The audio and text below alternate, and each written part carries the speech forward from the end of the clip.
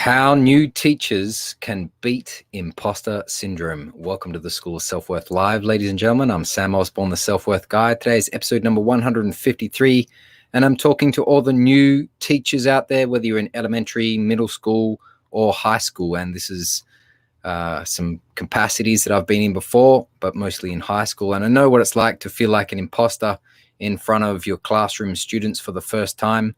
So we're going to talk about that this afternoon. Before I go any further, I'd like to let you know about a free gift that I have for you. It's called Crush Imposter Syndrome Forever, the starter kit for bulletproof confidence, and you can get it at samosborne.com/starter kit.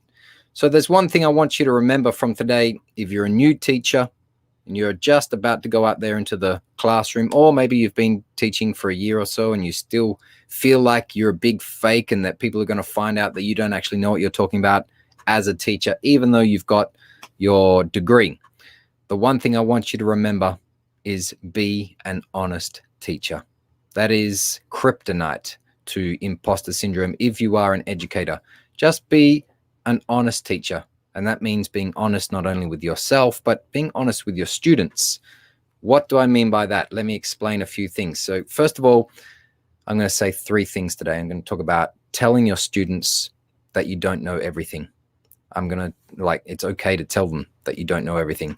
The second thing I'm going to talk about is that you should facilitate the learning. Rather than try and transmit your knowledge to the students, facilitate the learning.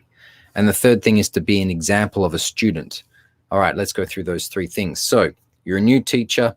You want to reduce and beat imposter syndrome, which is the fear that you are going to be caught out as not being very good at what you do, even though you've got the degree. And let's say some people have said, look, you're a great teacher. You're going to be great in the classroom. Relax. But you still have this voice inside your head that says you're a fake and everybody's going to find out. So be an honest teacher. The first thing we're going to talk about is, and I do this day one, whenever I get a new classroom, I tell students that I don't know everything.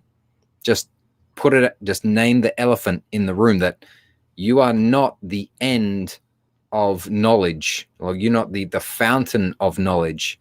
And I'll have a discussion with my students saying, look, I might be a little bit further down the track than you are, but that doesn't mean that my students don't have a wealth of information compared to me in other areas. So being honest with your students about what you know and what you don't know is a great way to open a conversation to reduce your own imposter syndrome feelings. It's also going to allow students to see that you're a human, that you're humble, and that it's okay for them to admit their vulnerabilities and to create a really close-knit group as you go through the year, because students are under a lot of pressure, right? Mostly from ridiculous mandated state testing, which is due to funding and is a total joke in my opinion, but that's another story. So tell your students that you don't know everything. That's a great thing you can do to reduce imposter syndrome. The second thing you can do is you can be a facilitator of the learning. So rather than be a transmitter of the knowledge and say, all the knowledge comes from me and that's how you're going to pass this class, why not teach your students through a facilitation method, which is where you say, sometimes I'm the teacher and sometimes they are the teacher.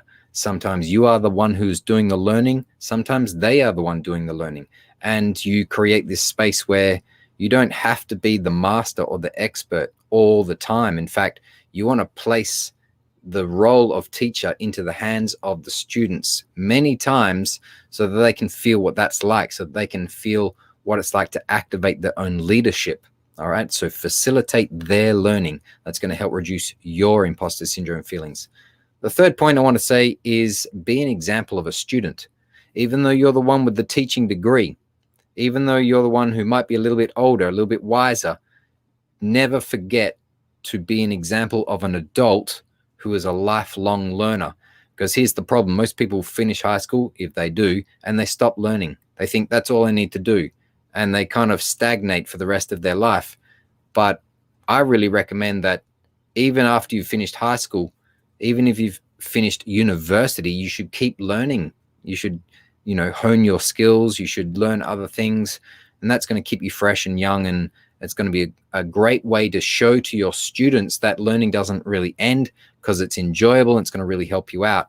And it's going to help reduce your imposter syndrome feelings, because you can say to your students, look, I'm still a student. I'm still learning how to improve, my own game and my own skill and profession.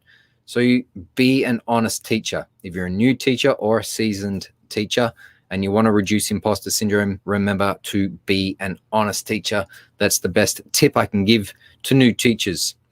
If you've enjoyed this video, I want you to check out my free gift at samosborne.com/starterkit. It's a preview of my online course called Crush Imposter Syndrome Forever, the Starter Kit for Bulletproof Confidence. And if you remember one thing from today's video, it is be an honest teacher.